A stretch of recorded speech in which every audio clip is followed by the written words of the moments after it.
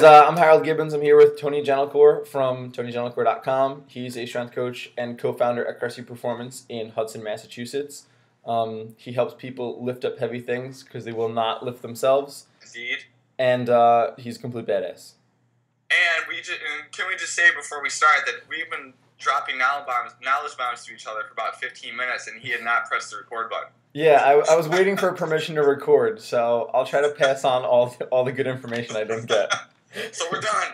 Yeah, we're done. Thank you for coming to the interview, Tony. It was a pleasure.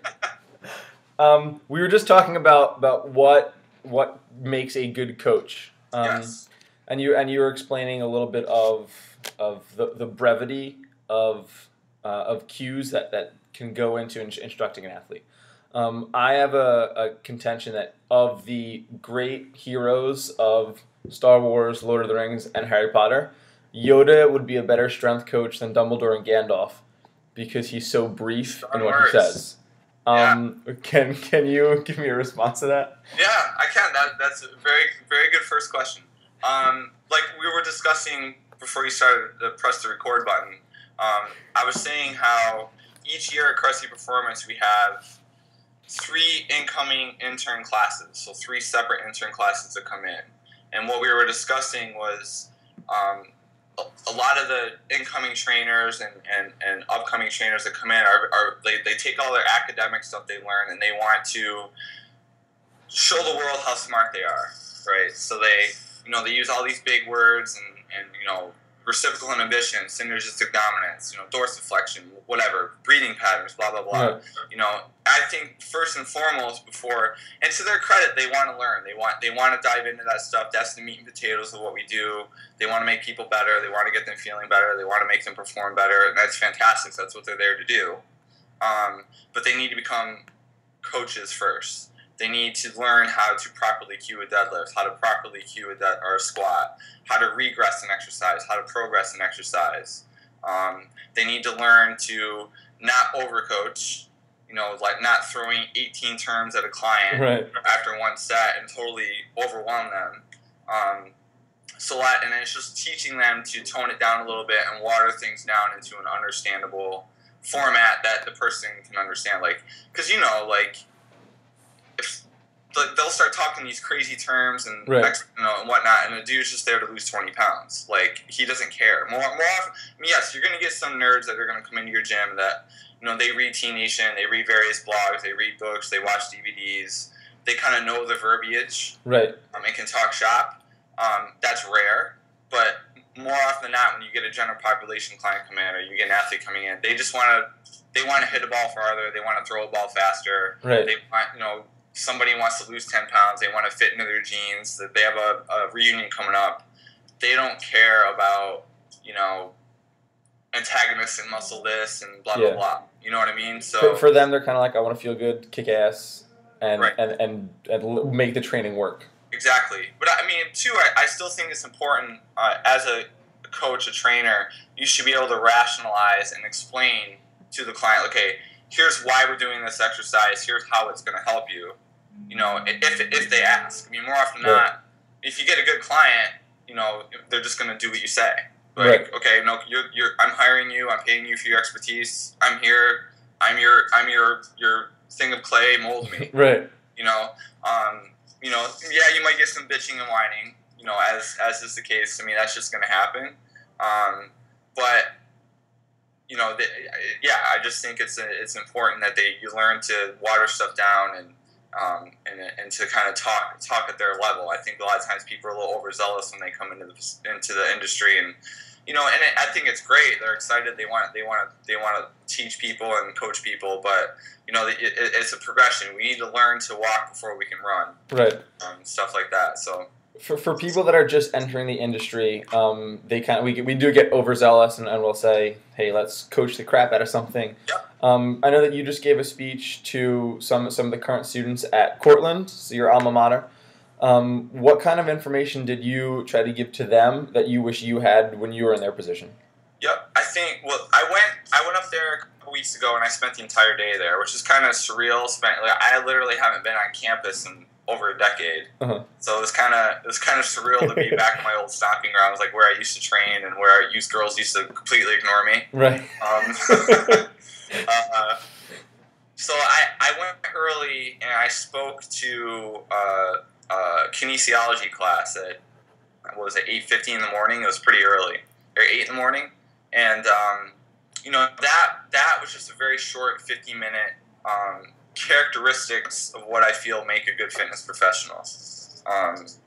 Like as people who are in exercise science or kinesiology, I was assuming that most of them were going to enter the field as personal trainers or possibly go into coaching or what have you. And so my objective was to demonstrate to them, like, here's what I feel you should concentrate on, or characteristics you should have when coming into the industry. And a lot of it was tough love. Just saying, like, listen, you're not going to make six figures on day one. It's just not going to happen. Right. Like, you're not going to train professional athletes on day one. It's just not going to happen. I mean, hell, maybe you will. Like, I don't know, if you struck the jackpot and you're happen to get an internship at an NFL team, great. But it's just not going to happen. I mean, if you look at the statistics, most personal trainers burn out within 2 years. They work very long hours. Like Justin, who's the professor that set up this whole thing for me, who's reads my stuff, reads Eric's stuff. He's the one that invited me to come speak. Him and I were kind of going back and forth during the talk about getting up at 3:30, 4 in the morning to drive to the gym to open it up for clients and train people. And I mean, I remember I did it for 3 years, twice a week in central New York, where it's like the snowbelt the lake effect snow capital of the world. I had to get up at 3:45 in the morning to drive to work. Like, it was horrible. Yeah. Like, I mean, that's not very glamorous. Like, and people just think they're just going to show up and, like, make money, and it's not. You got to work. You got to put your work in. You got to strive to get better. You got to do continuing education, and that's the principle of the big umbrella I was trying to get to them is, like, you need to put your work in. Like, you can't just show up and, is this a career or is it a hobby? Right. People who make it. The people who have it as a hobby are the ones that give the industry a bad name. Those are the ones that are the cliched, like, meathead trainers, or that, are the bro science guys. People who make it a career are the ones who are passionate. They're the ones that are watching DVDs. They're going to seminars. They're going to internships. They're networking. They're doing stuff like what you and I are doing right now. Right. Those are the people who are making it, who view it as a career and something that they're going to make their living off of. And that's the type of stuff I was trying to convey to them. Right. Do you think that there's a specific area of that kind of chunk of continuing ed information, how to make it a career, not a hobby, that people tend to miss out on? I noticed during my undergrad, professors were already saying, go to conferences, check out this information, right. But then that was it. We kind of stopped at go to conferences. Where do you think that students can help fill in the gaps of their academic education? Well, I think, like you said, they're like, yeah, you need to go to conferences and seminars, but they never told you where they were or what ones to look for, right? Right. They're just like, oh, okay, so what now? Yeah. I think the difference between when I was in college and what people are going through now is that, and I know I'm dating myself here, but when I literally started college, like, email had just started existing. Like, I remember a letter that my sister sent me. Like, I found it when I was home one day for, like, Thanksgiving, or I was just, like, going through, just reminiscing about stuff. Yeah. And I found a letter that my sister wrote me when I was a freshman in college saying, hey, Tony, there's this thing called email. Like, we can converse through email. And I'm like, I'm just laughing. I'm like, this was 95, 96. Right. And I'm just like, oh, my God, like, the internet just started to exist back then. Yeah. It was so still now, new. I think it's a little more, information is a little bit more accessible. Like, right. I mean, it's easy. I mean, all you gotta do is Google, like, fitness seminar, fitness conferences. I mean, hopefully you're gonna get stuff like Perform Better, right. which I think is fantastic. Mm. The IYCA, which I think is fantastic. The elite training workshops that we just did last week, or 2 weekends ago, right. Cressey Performance, are fantastic. But, I mean, I think about when I first started, like, when I graduated college, I did all the coursework. I took anatomy, physiology, I took nutrition, I took exercise physiology, whatever. I just took it upon myself to read as much as I could, and eventually I found the information. Right. You know what I mean? Like, you find people that you grab. I mean, I remember I crushed John Berardi's stuff back in the day. Like, he was like the first guy, nutrition and training wise. I read everything that he wrote.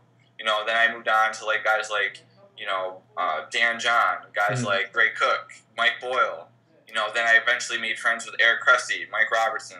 Right. So networking is kind of a big deal with that too. And that's exactly what you're doing with this. Like, you're using this as a tool to network with other people and share the information with your colleagues. Like, right. You have to take some accountability on yourself for yourself. Right. Just kind of put spoon fed. Like, here's what you have to do. Right. Like, you have to take some accountability and and do it and be an adult and do it and do it yourself as well. But right. Hopefully that kind of answers. No, perfect. And that first group of 4 guys that you mentioned, it was Berardi, Dan John, Gray Cook, and Boyle. I think they're all really good at following the KISS principle. As brilliant as they are, a big component of them being big influences in the field is that they keep it simple. Keep it simple. And I think another great quality of all 4 of them is that they're willing to admit when they're wrong, and they're constantly evolving. Right. I've worked with trainers that I remember one trainer I worked with when I first moved to Boston. I worked at a pretty swanky fitness club, Sports Club LA, right in the city. And I mean, you're a number there as a trainer. Yeah. Like, there were 70 trainers. And I remember literally talking to one guy, and he thought he was the shit. Like, he walked around with Kendall's muscle function, and like, I was like, okay, you're walking around with a book. Okay, fine. Right. And like, that was his book. Like, he's like, I've read, like, and that was, he distinctly said one day, like, I've read all I need to read. I've learned all I need to learn. And I looked at him like, seriously? Like you got guys like Mike Boyle who've been doing this longer than we've been alive. Right. At that point. Yeah. Who are always admitting when they're wrong. Hey, I got that wrong back in the day. Here's how I do it differently. They're always constantly changing their programming or changing their thought process. Ray Cook, all of them. I mean, I think a quality of any good coach or trainer is like, you're not going to know everything. You're humble. I mean, I think it's important to be confident in what you do, but you're humble enough to understand that you're not always going to be right. Right. You constantly evolve. And that's why, I mean, those are qualities I think those guys always constantly convey to the masses. Mm.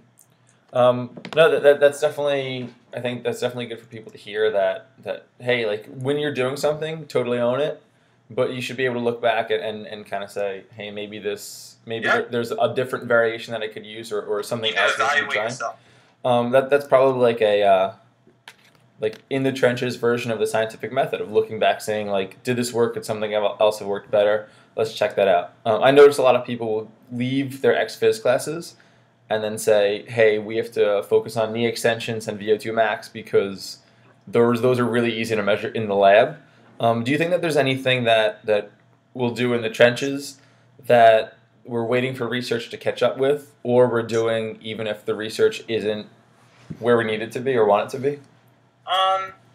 I mean, I'll be honest, like, I hate reading research. I absolutely, like, that's why there's guys like Alan Aragon and Brett Contreras who are doing the research reviews. Like, I read the review of the reviews. Because it's easier? Yeah, I mean, a lot of it's just time, too. Like, it's like reading research, like, actual research studies is like gobbledygook to me. Like, I'm like, what am I reading? Like, I fall asleep after, like, 4 sentences. I think that's the first thing we don't have in common. Like, I mean, I despise reading research. Right. But I make up for it in the fact that I'm reading the reviews, whatever. I mean, it's not to say I could completely ignore research. I mean, I do read some of it. I mean, I'm not saying like I never read research. Right. I just don't like doing it. Yeah. Sometimes it's a pain in the ass. It is. But I also know that I have a very good network of very smart people that I can email or contact if I don't know the answer to something. So, I mean, you look at it like the Pareto principle, the 80-20 rule. 80% of our results come from 20% of the work. So what's always worked in the strength conditioning community? Deadlifts, squats, push-ups, rows, sprint work, farmer carries. Like, getting people strong is never a bad way to go. And I mean, there is an unlimited number of variations to do that, but we all know that for bang for your buck stuff, like the compound main movements are always going to get the job done. And then, we can fill in the gaps with all the stuff that we learn from research. And, you don't always need research to back up what you do. I mean, so it's nice to have in your back pocket, I think, and to say, yeah, we're doing things correctly, but results speak too. Like, sometimes I can't explain why something works. I just can't. I don't know why. And sometimes I don't really care. Mm-hmm. All I know is that my client's feeling better. They're getting results. That's really all the confirmation that I need. Right. But that's not to turn my back on research. I do think it's important. Mm-hmm. Obviously we use it quite a bit. In my writing and stuff we do at Cressey Performance. I mean, we kind of joke that we're kind of like scientific meatheads. Right.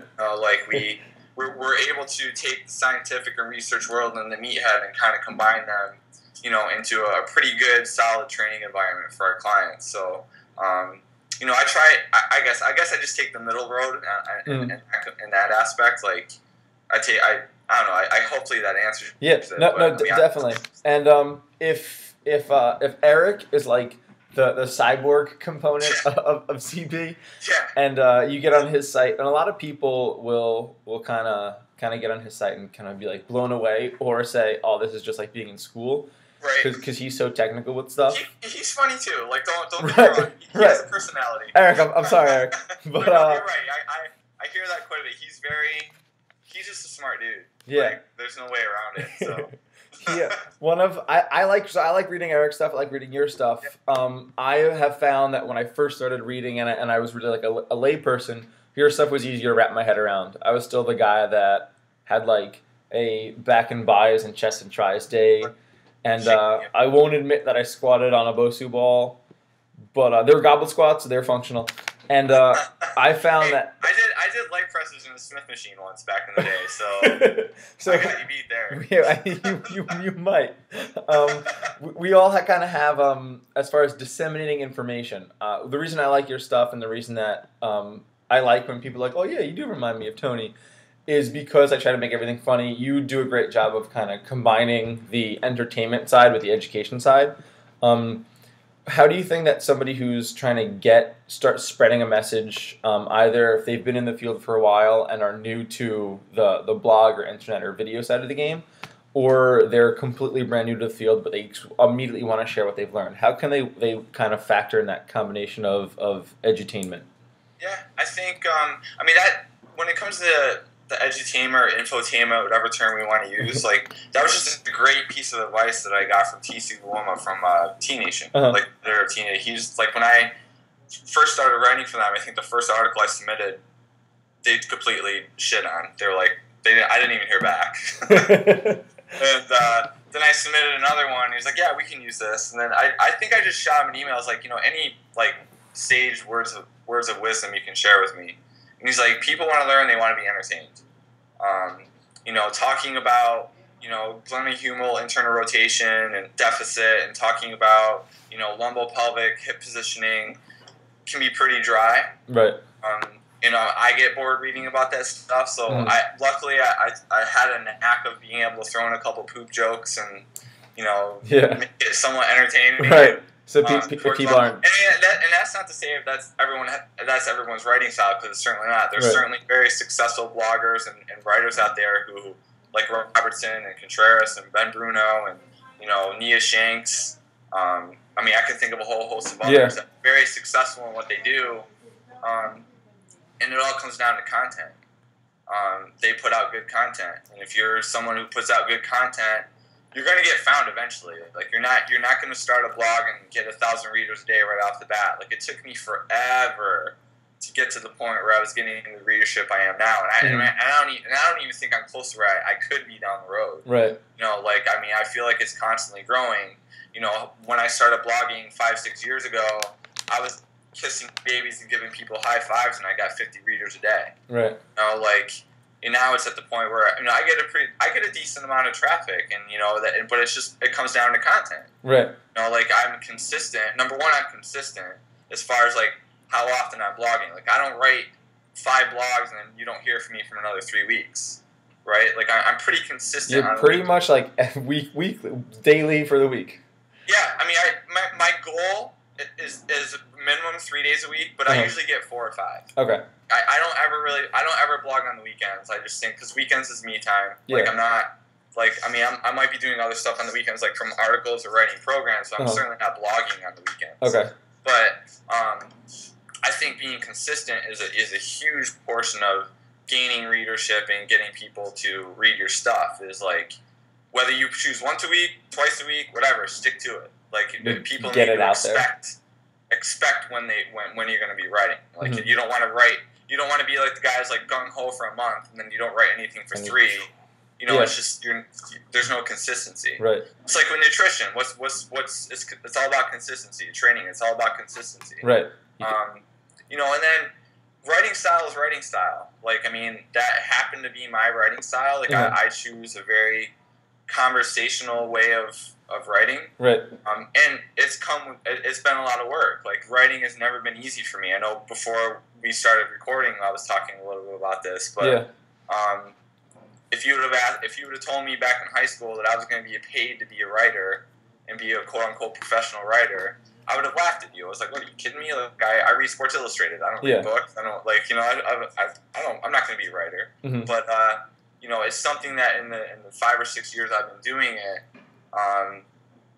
you know, I've read, you know, literature or stuff from writers and talking about writing, you know, and I think just doing it makes you a better writer. Like, I mean, if you want to be a good coach, you need to coach. If you want to be a good writer, you need to write. The more exposure you get, the more successful you can be. Yeah. So, I mean, as far as like jumping into it, like I mean, I think at this day and age, if you're a trainer and a coach and you don't at least have a website or a place where people can come get your information, I think you're missing the boat. Okay. I don't think everyone needs to start a blog or needs to do writing or needs to write articles. Like, there's plenty of very successful trainers and coaches out there who are highly respected who don't write blogs and don't write articles. Right. You know, but if that's something that you want to do, great. But I think at the very least you need a website. You need a home base, some sort of like digital footprint for people to find. Exactly, that someone can come see what you're about. You know, whether you offer online training or this is where I do independent contracting or this is my gym or whatever. You need a website. Right. And I think too, like, social media is a pretty powerful tool as well. Like Facebook and Twitter. Mm-hmm. You know, I use them for different purposes. Like, I use Facebook more along the lines of like keeping contact with my friends and family. I'll put my blog posts up there too, but that's more like anecdotal stuff, like funny stories, blah blah blah. And Twitter I use solely for like promoting my blog, relaying information to other people. Like, hey, here's a cool article I read from Harold Gibbons, or here's something from so and so. You know, I think that, I mean, they both serve the same purpose, but for different reasons. If that even makes sense. Yeah. You know, so I think too, you need to be in social media to some degree. Like, you don't have to be like a social media, you know, whore or anything like that. Like, but you need some sort of presence in the interweb. I mean, I think it is important in this day and age. I mean, it's just technology and it's just the way things are now. You know, I mean, I think you have to be with it. I mean, I feel like I'm probably still behind the curve in a lot of things, but at the end of the day, it comes down to content. Right. If you're good at what you do, you know, irregardless of writing, if you're a good coach, you get people results, people are going to seek you out. You know, if you're a writer and you put out good content, at some point, you're going to be sought out. You know, it just comes down to content and being good at what you do. Okay. A lot of things something that I've struggled with is being able to keep writing stuff. I'll be like, let me say this as a draft, say that as a draft. Got a lot of ideas, and then one day I wake up, I'm like, shit. Oh yeah, we all do that. Nothing. That's the way it is, man. Like, I mean, I thought we were having this conversation like half hour ago. It's like, it's the way it is. Like, it sucks. There are days where there's nothing that's coming out, and if I look at that as maybe not budgeting my ideas, and then I get to a point where I write like 8 days in a row, and then day 9, nothing. Right. If we think about as blogging over training, do you think that there's anything that people are doing in the gym that would actually be overtraining, or do a lot of people just not budget their energy enough? Very good segue question there. I like that. Very good transition. I think, you know, overtraining is a term that's kind of thrown out quite a bit that I think is a garbage term. Like, no one, very rarely does somebody overtrain. Unless you're an elite level athlete, like Olympic athlete, what have you, who's training 2 to 3 times a day, for months on end, you don't really have to worry about overtraining. Like, I mean, I think there's overreaching and there's overtraining. Like, right. I think some people get to overreaching levels, but overtraining, like, I guess you can factor in overtraining in the sense that people are stressed to the gills. Like, they have bills to pay, they have horrible jobs, horrible bosses, they have children, they have significant others that vie for their time. I mean, they're sleep deprived, they don't get good nutrition. So I guess if you want to say overtrain in that context, sure. But I think when we start talking stuff like CrossFit and all these type of things that like it's just like, hey, let's just train till we can't walk anymore, like right. puke, and like this is just me personally speaking, I don't find any merit in that. Like, I mean, I could do that to me. I mean, it's very easy to make somebody tired. Right. I mean, I can have them push the prowler for 45 minutes. Yeah. Like, they're going to be tired. That's going to be a load of fun. Yeah. Yeah, exactly. So, I think when it comes to overtraining, if someone does get to that level, making sure that, they're recovering properly, which most people don't place any credence in whatsoever. Right. Like, they don't get nearly enough sleep. I can't tell you how many times I've worked or had a conversation with a college athlete, and they're talking to me like, oh, I feel like I'm lethargic, I'm tired, I want to get my T levels up or whatever. I mean, they start talking testosterone like it's like, like, what supplement can I do to increase my testosterone? I was like, there's a barbell, like, go lift it. But also I tell them, like, when did you get to sleep last night? And they're going to be like, oh, 2, 3, 1.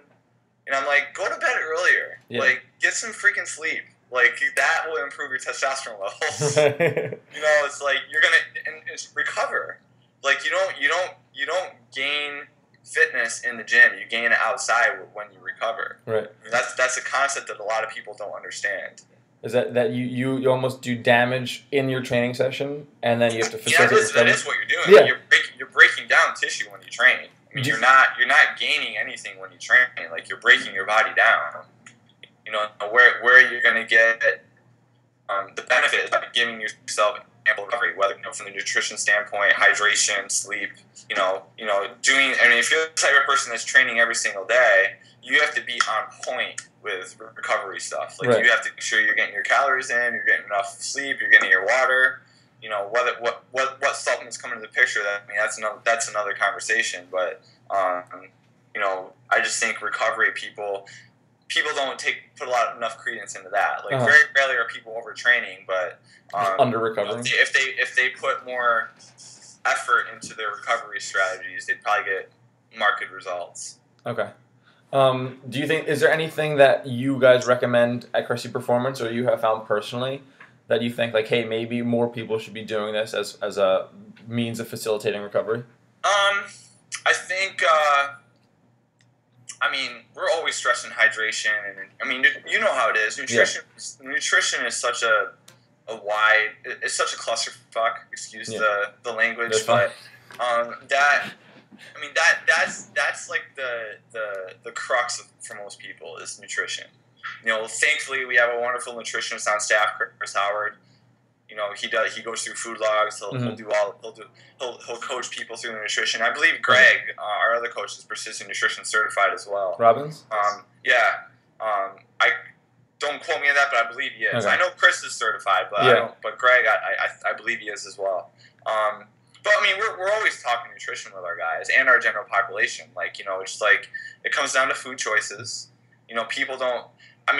I read a lot on nutrition. Like, I don't write about it, but I'm reading guys like Michael Pollan, the paleo stuff, intermittent fasting. Like, I'm curious about that stuff and what people are doing. Mm-hmm. But at the end of the day, it comes down to making quality food choices, and it comes down to being compliant, and regardless of what you're doing. Mm-hmm.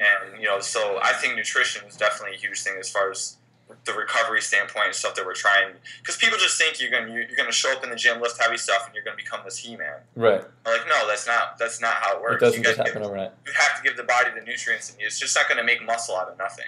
Yeah. You know, you have to give it the nutrients it needs to recover and grow. And likewise, if fat loss is the goal, like you can't go crush, you know, Cold Stone Creamery after just because you walked on a treadmill for 45 minutes. You know what I mean? Like, you know, it goes both ways. Right. You know, nutrition, hydration. I mean, like you said, those like guys like Mike Oil, it's all about the KISS principle. Yep. I mean, that's really what it comes down to, is keeping things simple. Do you think that, or do your recommendations change if somebody comes in and they say, hey, Tony, I want to lose 25 pounds, or if the opposite, if, say, somebody else comes in and they want to gain 25 pounds? Like from a programming standpoint? For both exercise and nutrition? Yeah, from a programming standpoint, my end-all be-all is to focus on strength. You know, I think obviously if someone's trying to bulk up and put weight on, getting stronger is going to help. But I think a big mistake that people make from a fat loss standpoint is, you probably know this just as well as I do, someone wants to lose weight, whether it's 10 pounds, like they want to lose fat, whatever. What are they going to do immediately? They're going to ramp up volume, right? They're going to train every day. I'm going to do this, do this, do this, do this, do this. Right. They're going to decrease calories, and they're going to feel like shit, right? So I think the nutrition should take care of the fat loss. Okay. Like that is, I don't want to like to put a percentage on it, but 80% of fat loss is nutrition. I'll just throw it like 70, 80, whatever. You know, I think the goal of the training, when the goal is fat loss, is to maintain as much muscle mass as possible. You know, if you don't use it, you lose it. Right. When it comes to fat loss, you need to give the body the stimulus to keep muscle, and doing high rep, like exhaustive workouts is not going to do that.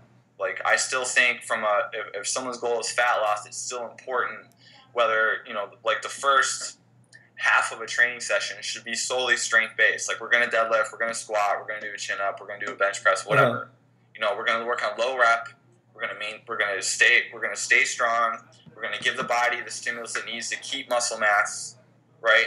And then certainly, yeah, from a programming standpoint, there's stuff we can do to expedite the process, like whether you want to call it chaos training, metabolic training, turbulence training, you know, EPOC, whatever you want to call it. It's like, yeah, that's where the circuits and the finishers and stuff like that come into play. Like, you do need to burn calories, like, don't get me wrong. You know, there's certain strategies you can do to expedite the process, but, you know, from a fat loss standpoint, it's to maintain as much muscle as possible and let the diet take care of the fat loss. Okay. It's funny that you bring that up. I found that some of the people that will come in and talk about fat loss, because it is probably the largest segment of the market, they're so misinformed by the mass media about what you need to do for fat loss that they say, like, oh, well, getting stronger will make me bulky, or I don't need to strength train because I want to lose fat and I don't want to build muscle. And they're confusing body fat percentage or body composition with scale weight. Do you find that you have a specific strategy that's not as abrasive as saying, no, you're wrong, that kind of gets people to be a little more excited about picking But I am right, Harold. I'm always right. Weights will make me huge. That's where the whole education thing comes into play. Like, I think any good coach or trainer, like I said, should be able to rationalize and explain, like, their viewpoint and their opinion. I mean, we're the expert. Right. Like, if someone's coming to me for whatever goal it is, whether it's fat loss, whether it's to increase velocity on their fastball, whether it's to fix their lower back pain, like, they're hopefully trusting in me that I know what I'm talking about. And I'm at a point now, thankfully, that I don't get too much pushback, you know, and I can usually back it up with experiences, expertise, you know, research, whatever. Sometimes you have to kind of crack the whip and give a little bit of tough love. Like, you're the expert. Like, you know what you're talking about. Like, just because Gwyneth Paltrow said that, you know, eating carrots, you know, every other day for, you know, whatever, colon cleans, I don't know, whatever. It doesn't mean they're right just because they're a celebrity. And it's tough because you're right. And dealing with the mass media is tough because, like, they're gonna watch Oprah, they're gonna read something in Us Weekly that so and so did this. You know, sometimes you gotta have to bring them down to reality and be like, you know what? You're not a celebrity. You don't have a personal chef. Right. You're not. I mean, sometimes you gotta crack the whip and bring it down to reality. kind of take them back. What my girlfriend would call expectation management. Okay. You know, like, you have to manage their expectations. Yeah. Like that's kind of like your job as a coach as well. So like bring me back to earth. Right. Gwyneth Paltrow was just named, I think, like the most beautiful woman in the world. Sure. One of the magazines. And we know that she has a fantastic trainer. Something that she said in an interview, probably posted to TonyGentilcore.com, about lifting more than 3-pound weights, was about doing more reps. Gwyneth Paltrow, paraphrase, doing more reps on the side she doesn't carry her son on because he's heavy. So she works the opposite side harder. In a sport like baseball, and most sports where there's some sort of rotary component and people turn to one side more, sure.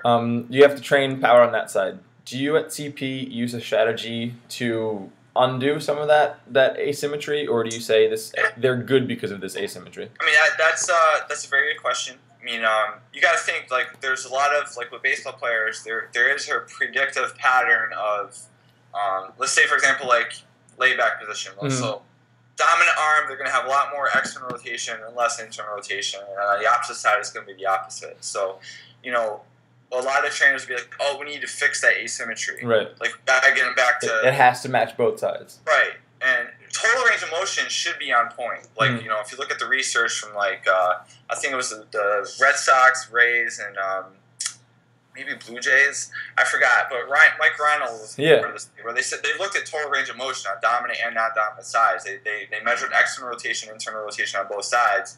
And while you might have more or less on the other as far as external and internal, total range of motion should be on point. Right. It's just varying. But fixing where they're lacking or where they're getting it from is another story. But you know, it could be that asymmetry, like when someone has more external rotation on it, that's what allows them to throw a baseball harder. Right. You know, like that. You know, like fixing it might be detrimental.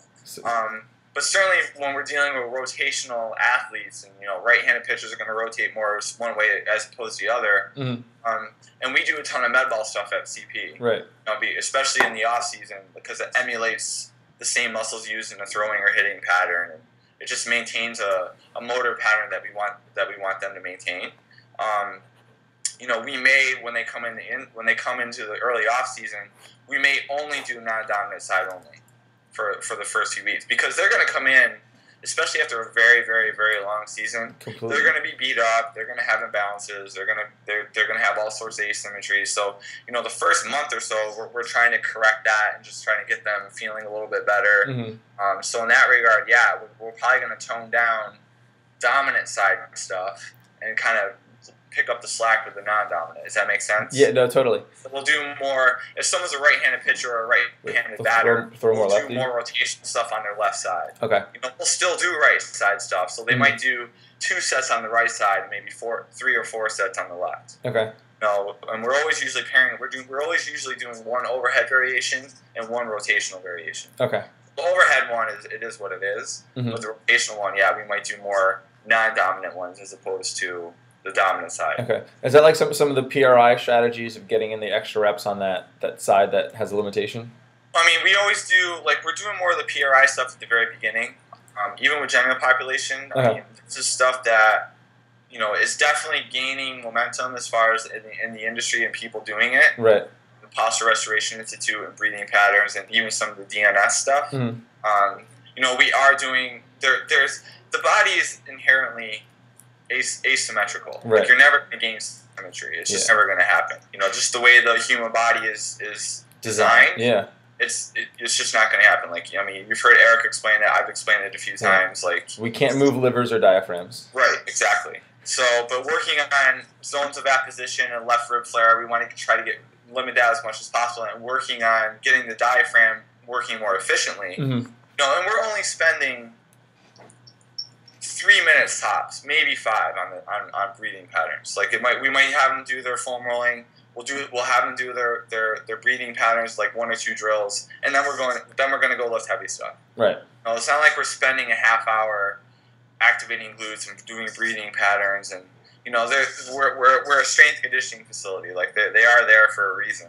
Yeah. You know, and part of our job is fixing stuff and, you know, setting them up for success. You know, and we're trying to encourage more neutrality in their posture before they start training. You as far as like pelvic alignment, getting the diaphragm where it needs to be, getting them into more alignment and neutrality is important, and that's why we do that stuff. And then they're going to go do what they're going to do. Does that make sense? Yeah. Kind of get them and move them well, and then. But yeah, like the breathing stuff. I mean, it's pretty profound stuff. Like it definitely works.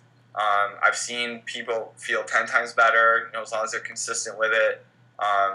Performance improves, like lower back pain goes away. Right. Lots of cool things are happening. So, and I definitely think it's the type of thing that is definitely gaining momentum. Like that is like the thing in the industry now. Right. But again, going back to what we talked about earlier, I wouldn't say like somebody coming into the industry needs to necessarily start learning about that stuff right off the bat. Right. Like, they need to learn the basics. Yeah. Like learn how to properly program for stuff, learn how to coach and do stuff properly. That isn't the type of stuff that I think is going to be, and let's be honest, like if you only have an hour with a client and you only meet them once, maybe twice a week, like you need to prioritize your time. Right, you need to use a little bit more bigger bang for your stuff. Right. So I mean, it's really if you have someone for an hour a week, are you really going to spend 10 minutes working on breathing patterns if they have to lose 50 pounds of fat? Like no. Yeah. But it doesn't say it might not come into the picture down the road, but you just need to kind of prioritize the stuff you need to be doing. Yeah. Earlier you mentioned the power development stuff with your rotary work. I think that for most people, if they kind of hung out at CP for the day, and they're used to people lifting heavy things, the biggest surprise would probably be some of the power development variations. Do you think that there's some specific stuff that you guys use that the general population, like average Joe, can use when he goes into his big box gym? Yep, I think. I have nothing against Olympic lifting. Like it obviously works. There's obviously a lot of efficacy for it. But I also, me personally as a coach, I do not have a lot of experience with Olympic lifting. And I'm perfectly fine with that. Like I purposely don't put cleans and snatches and whatnot into my programs because number one, I don't have a lot of experience with them. Right. You know as well as I do. You go into commercial gyms all the time. You see guys trying to do a clean. Right. It's like that reverse grip curl. Right. What they think is a clean or snatch, and it doesn't look good. And we're not even getting into the conversation of whether or not someone should put their hands over their head, like their arm over their head. I mean, that in and of itself isn't pretty. To me, people have to earn the right to do anything overhead. It's just like the nature of the beast now. People swing and flexion all day in front of a computer. They don't do a very good job getting their arms over the head efficiently. Everyone that's watching this right now, sit up real quick. Just take a stretch back. Tony, continue. We've been sitting down for a while. But I think, like I told you earlier, we do a ton of med ball stuff at our facility. We have a 20-foot, maybe actually 20-foot wide med ball wall. So we can have four people doing med ball stuff at the same time. And for the most part, I think it's idiot proof. I think anyone can throw a med ball to a wall, and work on power development. And I'm not saying it's just as effective as a lifting, but it certainly has some credence and gets the job done. Right. And I think as far as when we're dealing with like general population, I mean, it's kind of cool. Like, say they had a bad day at work, or like they have a coworker that sucks, or their boss was on them for something. Yeah. They want to get out some aggression. It's like, all right, we'll pretend your boss's face is on that wall, and just hammer it. Yeah, the powerful cue. Yeah, and not to mention that we are getting some good stuff happening. Like we're getting core work in there, we're getting power development in there, we're getting balance in there. I mean, you can even argue like with certain variations, we're getting some T-spine mobility. Right. I mean, there is a lot of good things, not to mention the metabolic effect that we can get out of it. Right. There are a plethora of advantages doing med ball stuff, and we hammer them at Cressey Performance. Like our athletes do it, our general population do them. We love them. We just think like it's a very easy way to train power and get a lot of other good stuff happening as well. Yeah, the fact that they're easy to learn, easy to teach, and like you said, idiot proof. That seems to be a common trend now as far as general population training.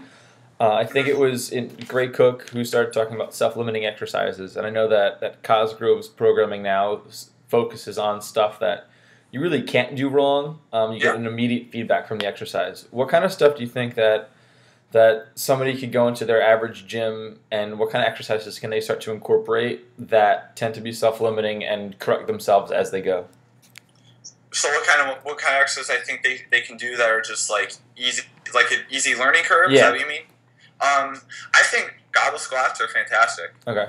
I think like teaching a hip hinge pattern and a popper squat pattern. Mm-hmm. I think you can't go wrong with goblet squat. I mean, you almost coaches itself. Like I can hand somebody a dumbbell, show them how to hold it, and say, okay, squat.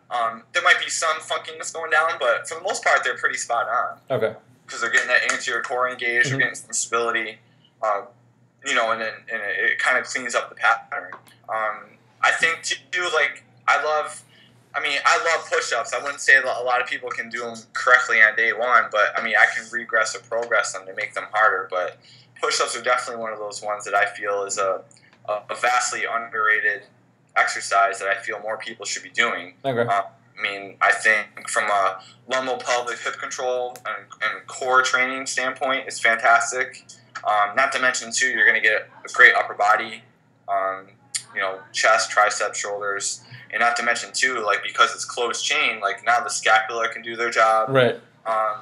There's a lot of benefits to doing push-ups. But, and I guess I would even throw in, like, single leg work is pretty easy to do. Like anyone can do single. I mean, you might have to modify it as far as like their balance. Like you might have to give them a support, whether they put their in on a wall or do TRX variations. Mm-hmm. Single leg work can be easily regress or progress based off one's ability. Right. But those would be the ones that will pop up right off the top of my head. Okay.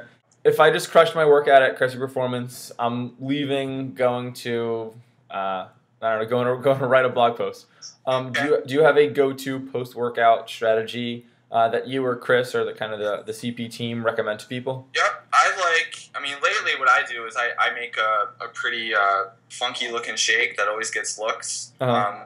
I put like a bunch of spinach, almond milk, oats, blueberries, protein powder. I put it like chia seeds, cacao nuts. It's like, I call it earth because it looks like, it's like this greenish brown like concoction that just has a bunch of earthy good stuff in there. Okay. And it tastes great. It's quick, it's convenient. I bring it with me. But I don't know, something as simple as like a banana and some milk, maybe some Greek yogurt. I'm not one of those people that says, as soon as you put that dumbbell down, the post-workout training window starts, you got to get something in within 7 minutes. Well, otherwise you become catabolic and you can't get huge. Like, I'm not like that. I tell them, like, listen, like, try not to wait more than an hour. Like, get something in your body, like, as soon as you can. Right. Whether it's, people are going to differ. Whether it's, like, oatmeal, whether it's, a shake. I don't really care. Uh-huh. Whatever's convenient for them. A piece of fruit. I know a piece of fruit, some will say, oh, well, it goes to the liver first, and da-da-da. Like, whatever's convenient. Uh-huh. I think a mix of carbs and protein is going to be the best bet. And that's why I think a shake makes the most sense, because it's easily digestible. It's, it's going to be absorbed pretty quickly. Right. You could put varying stuff in there that you want. So I would just say like a shake would be the best bet, and then usually have a steak. Yeah, steak usually works. But steak shakes not so much. Yes, yeah, no, not in the shake, no. But we sell biotest products at our facility, so we have Grow, we have Surge. If someone's trying to put weight on, we definitely kind of tell them, okay, maybe some Surge would be a good option, because it's a very easy, convenient way to pound 400 calories. Someone's trying to lose some fat, I probably wouldn't have them pound Surge. That might be more along the lines of like one of those spinach shakes or something. But it is important to get something in there afterwards. Right. In nutrition as a whole, do you have a specific strategy? I know we discussed some of Berardi's stuff. Yep. And Berardi's big on kind of saying do what works for you. Yep. Do you have a specific strategy as far as meal timing? Does everyone need to eat one meal a day? Do we need to eat like hobbits? Go ahead. Hobbits would be awesome. Yeah. But I would love to have second breakfast. I'm telling you. I just want to call it second breakfast. I very much would agree with variety. I think there's more than one way to skin a cat. I know intermittent fasting is all the rage right now. I'm not going to lie and say that I haven't toyed with it, because I have. From my lifestyle, it fits very well. Right. I played with it for a good 2 to 3 month span. And I'll intermittently do intermittent fasting. Right. Intermittent fastingception. Yeah, so like there's some days, honestly, there's just some days I wake up and I want to crush an omelet. Like I'm hungry. Like I typically train around 10:30 in the morning, or 10:30 to like noon. So like intermittent fasting works well for me because I work in a gym. I can get up in the morning, do my writing, take my fish oil, whatever. Go to the facility at noon and be done training by noon, and then that's my first meal. It does fit very well for my lifestyle. Then I crush through from my last meals at 8, and then I wouldn't eat again until the following day at noon. But I really like breakfast. Yeah, breakfast is the best meal. Whatever works. Like I said earlier, it comes down to compliance. Like if anything, we're just trying to teach people food choices are going to come first. Like, okay, how about instead of crushing a Pop-Tart for breakfast, we try like a couple scrambled eggs and then a banana. Right. Or how about instead of going out with the boys for lunch at Chipotle and crushing a burrito, you get the meat bowl instead. Yeah. At Chipotle. Like it's all behavioral. People know that crushing Doritos is not the healthiest thing to do. Right. They know that going home and eating a bowl of cereal for dinner is not the best thing to do. But it all comes down to behavioral stuff we need to work on. So just working with them to come up with certain strategies as far as like, okay, how confident are you that if we implemented this, whether it's like adding in fish oil in the morning, do that, make that a habit, then we can work on the next one. Right. Then we can worry about, okay, make sure we're getting 1.5 grams of protein a day. Like you throw something like that at somebody on day one, they're just gonna be like, "What the fuck?" Yeah, they don't know what the hell to do. Yeah, what is a protein? You kind of have to pick your battles. Right. So I think in the beginning, for any nutrition endeavor, it's going to be food choices. Mm-hmm. Me, I'm a big less processed the better. The more whole natural foods, the better. Right. Less eating out, more cooking your own meals. Uh-huh. Like, suck it up, you're an adult, quit eating like a child, do some food prep. Yeah. Like, I know I'm getting fired up right now, but people make excuses like, oh, I don't have the time to. Yeah, you just watched Dancing with the Stars. Like, that was an hour that you could have. You know what I mean? I realize you have to have a life. And, I love movies. I love watching. Doing other stuff. Like, my life isn't like food prep and like nutrition and fitness all the time. Right. But if you have a goal and like you're bitching, nothing's happening, and you need to take some accountability and do some work, do some light work. Right.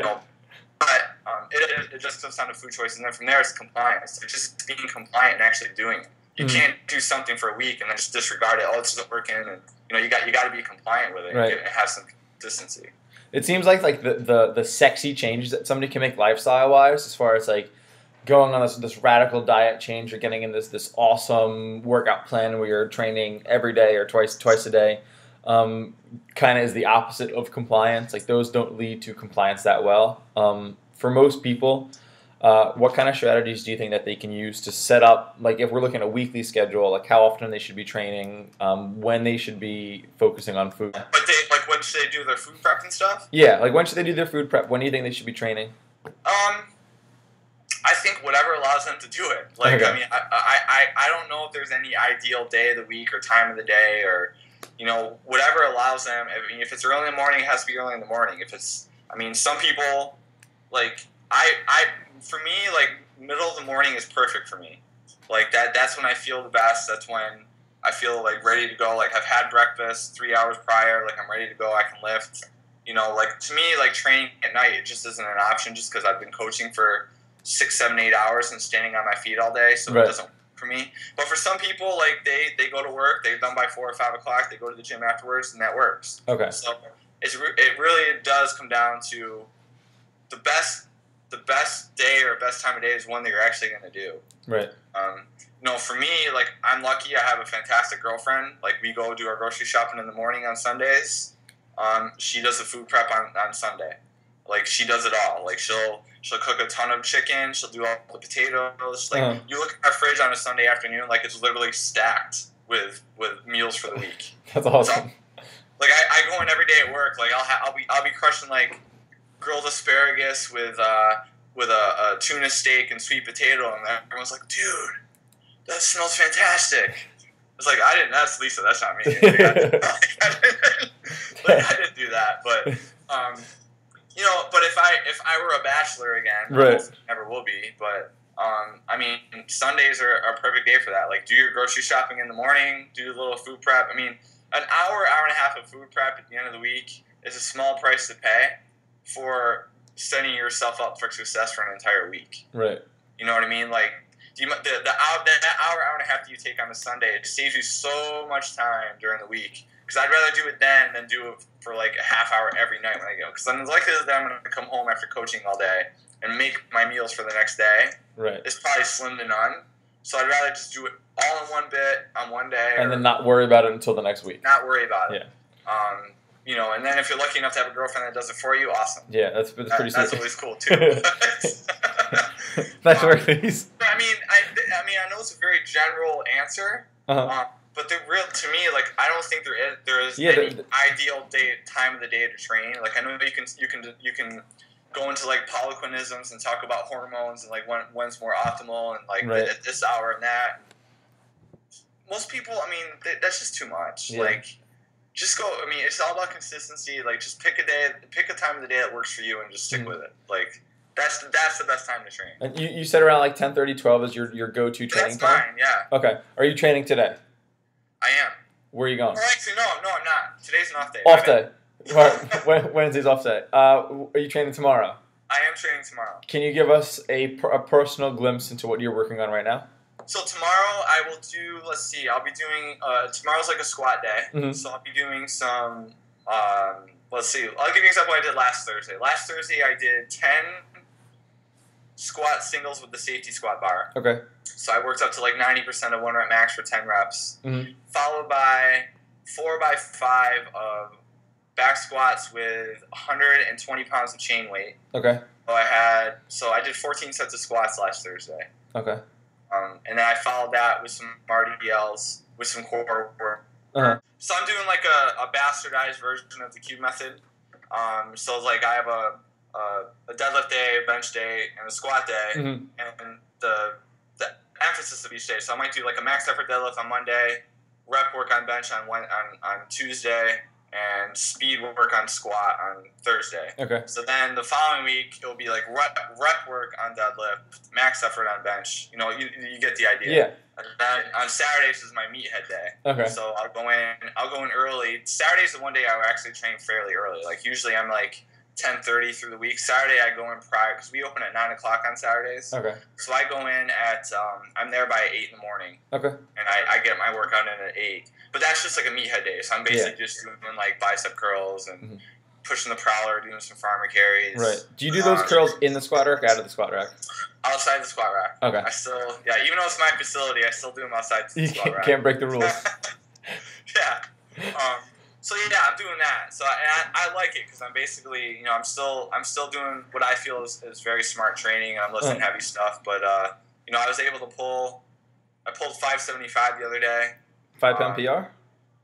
Well, it was elevated, so it was like I had it on some mats. I just wanted to get the weight in my hand. Uh-huh. But then I was pulling triples at 500 for multiple sets. So nice. It's working, so I like it. That's awesome. So that's kind of like what I'm doing now. But today is an off day, so today's not. I just eat food and coach today. That's all I'm doing today. An easier day. Yeah. Are you gunning for 600 soon? I know that was a goal that you could do that. 600? Yeah. It's still there. I'm hoping to hit it soon. Like, I've been talking about it for so long that it needs to happen at some point. Yeah. So I had some I don't know, I guess some aches and pains that are being a bit problematic, so that kind of set me back a little bit. But Right. I'm feeling pretty good lately, so we'll see what happens. That's awesome. You'll probably beat me there, but I'll try to catch up. Well, I'll see you when you're there. Yeah. There's a club. Once you deadlift 600 pounds, everyone gets a card. Yeah, you just get a card that you can use for discounts in a movie theater or something. Let me go through some speed stuff with you. Okay. Questions I didn't ask you. Favorite lift of all time? Deadlift. Very specific variation? I prefer conventional. Like I like conventional. I mean, I love deadlift, so that's an easy one. So yeah, I think that's not a surprise. I think it's safe to say I like deadlifts. Yeah. I don't think anyone will be surprised. Do you have a favorite protein source in general? I mean, I really like biotest stuff. Like I know they have two different products. They have Grow and they have Metabolic Drive. Right. I prefer the Grow because it has less sweeteners in it. Okay. But I mean, I've tried other ones. Like I know J Rob has a good one. Mm-hmm. You know, I know like you can. There's certain sites where you can customize your own blends. Like I've used those in the past. I don't know if they still exist. I remember the one I used to use was like man, I don't even remember. It was such a long time ago. I've gotten some stuff from True Nutrition. Okay. Yeah. And you can kind of go haywire with how you're customizing stuff over there. Yep. But yeah, I mean, I generally gravitate towards Grow. I really like that. Okay. What about as like a meat or plant-based protein source? Oh man, you get me at a steakhouse and give me a fillet. Like I'm go to town. So good. Like give me a nice steak. Oh man, but I crush eggs. Like I never for some reason ever get sick of eating omelets. Okay. Like I mean my omelets in the morning are pretty epic. So I mean they taste pretty good. So I would say steak and eggs would be my go-to choice. Steak and eggs. Okay. What about like? Do you have a go-to song for if you're gonna go pull a max up for deadlift? What would you put on? I would say "Shook Ones" by Mobb Deep. Shook Ones from Mobb Deep. All right. That's my. Well, I guess technically it's "Shook Ones Part 2" by Mobb Deep. Okay. From their first album, the infamous Mob, and that's back in the day though. That's like we're talking like '95 right there. But that's a pump up song for me. But I mean, you could go with like Rage Against the Machine. Like that's always a good bet. But Rage will never fail. I'm an old school hip hop guy, so okay. Mobb Deep would be my first choice. I have to get up on my old school hip hop. You'll know the song when you hear it. Okay. Do you have any final statements or tips or anything you're like, Harold, you should have asked me this that I haven't thought of? I can't think of anything. That was a pretty good talk. Like we kind of covered a lot of bases. Yeah, we jumped around, but I wanted to get a kind of a we wanted to keep it conversational. So yeah, which is good. I think hopefully that if somebody was transcribing it, they'd be like, well, this is kind of like a blog post that they would write. That's my goal. Exactly. Tony, I just want to thank you very much. Can you tell people who have been listening where they can find you if they want to learn more about you? Sure. The easiest one would be my website, which is TonyGentilcore.com. That's kind of like home base for me, where it's my blog. It's like all my articles, stuff like that. I mean, my Facebook is the same too. It's Tony Gentilcore. Well, Facebook/Tony Gentilcore, but the blog is the easiest one. So that has contact information and everything on there. So awesome. Thank you very much, Tony. Thank you very much.